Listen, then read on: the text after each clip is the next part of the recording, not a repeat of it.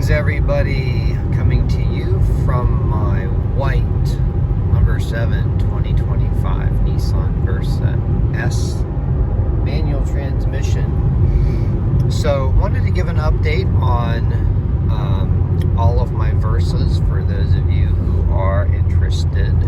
I've slowed down a bit on the YouTube videos. I'm not sure moving forward what I'm going to be doing about all that, but we'll see. I guess whenever the mood hits me, I'll put something out there. But if you're watching this, you're among the very few who are actually interested, which is fine. I mainly make these videos for me to document my car journey. But anyway, we just hit 2,000 miles on this one. So this white one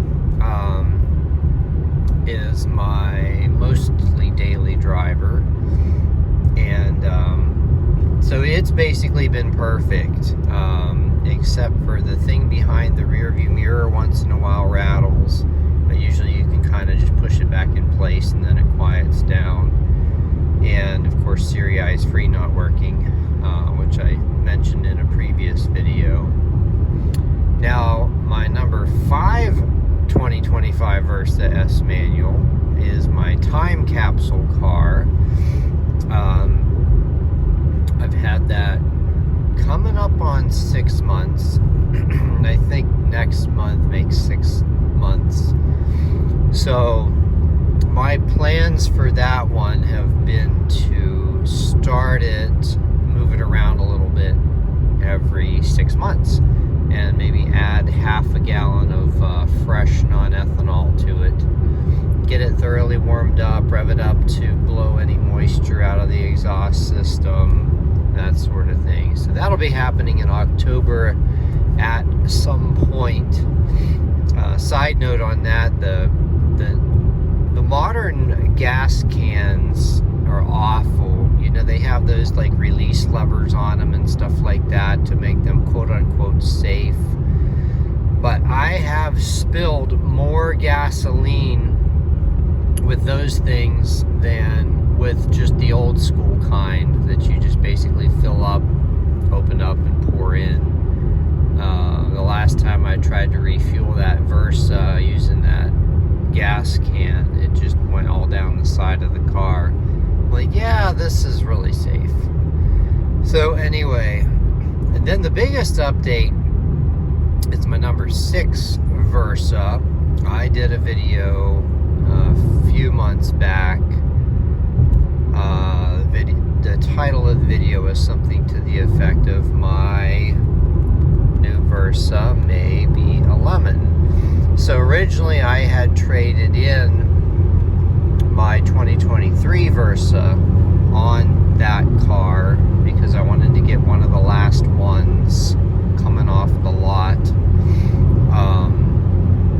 And so turns out I took it to 3 different dealers for all of my complaints, and I did videos about a lot of that, and most of that came back either we couldn't find a problem or functioning as designed. So I wrote a letter to Nissan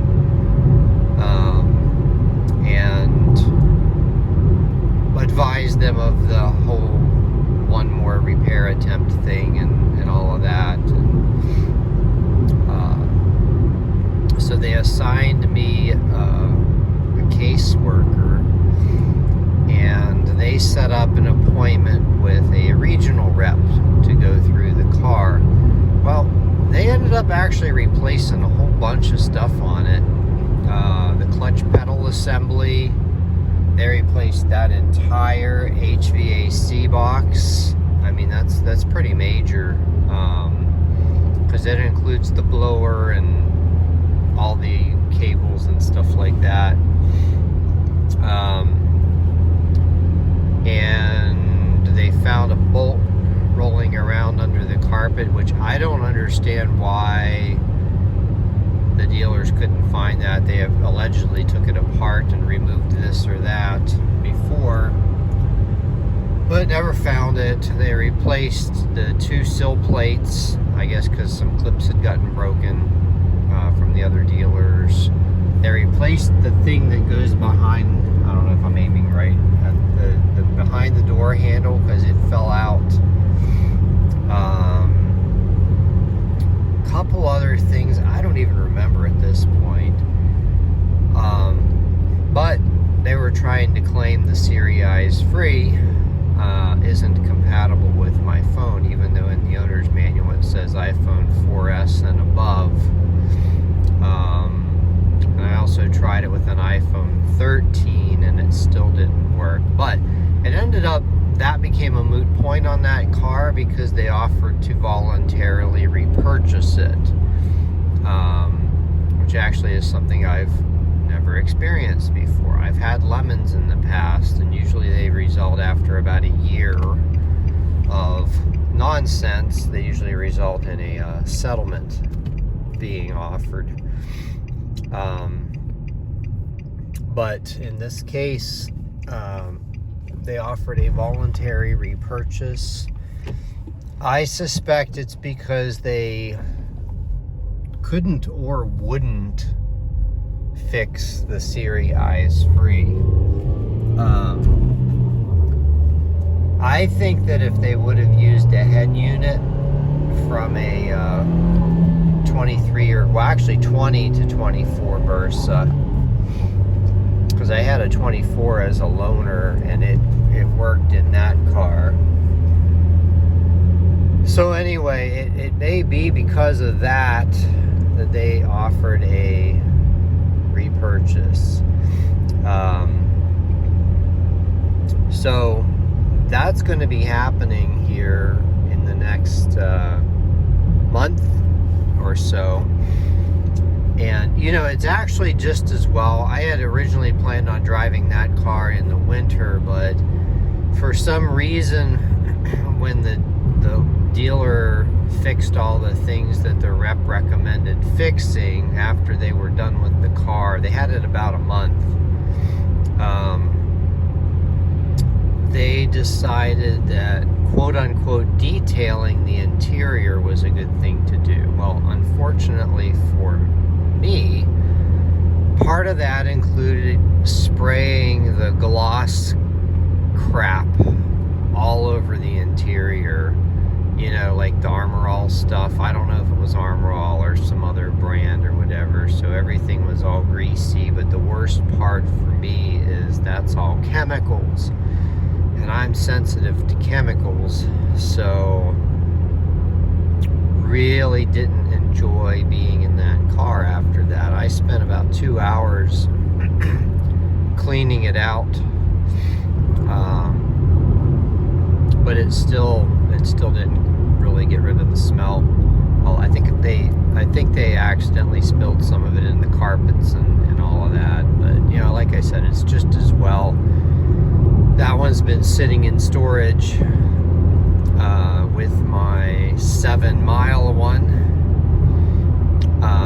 just basically waiting for the dealership appointment to turn it in and get a ride home after that. So yeah, I never really imagined that a Versa would become a lemon, because they're generally well-built cars. I mean,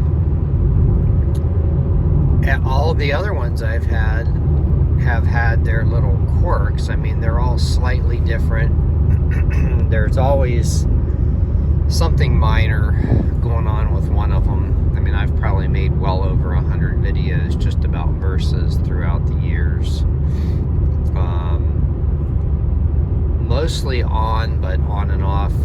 I've had a Versa of this generation ever since my first 2020 Versa, and I've always found them to be very reliable and pleasant cars, and well built.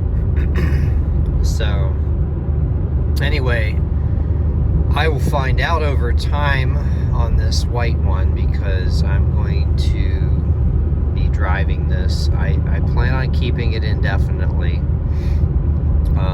You never know with me, but that's the plan, is to just basically keep it forever and keep regularly driving it,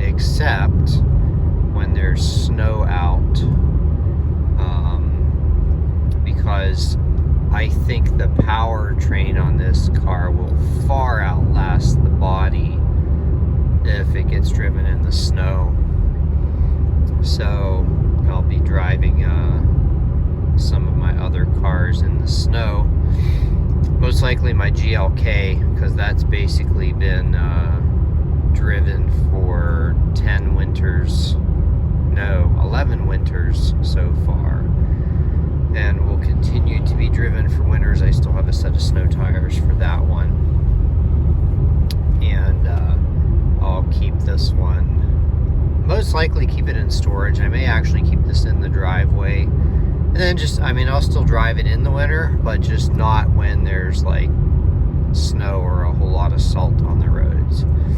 And I probably will still use that salt's gone treatment in the spring to neutralize all the salt underneath it. So I really won't expect this one to rust during my ownership. I mean, I do drive it in the rain and stuff, but anyway, so those are the updates for those of you who are interested. I do thank you for watching. I really appreciate that there's actually people interested in what I have to say about these cars. It always kind of amazes me, and I think it's super cool. You know, there's people out there that are like-minded, and I definitely appreciate everybody. Well, I say everybody as if there's a lot of people. There's really not, but that's perfectly fine. All right. If you have any Versa stories to share, yeah, give me a comment. Say hi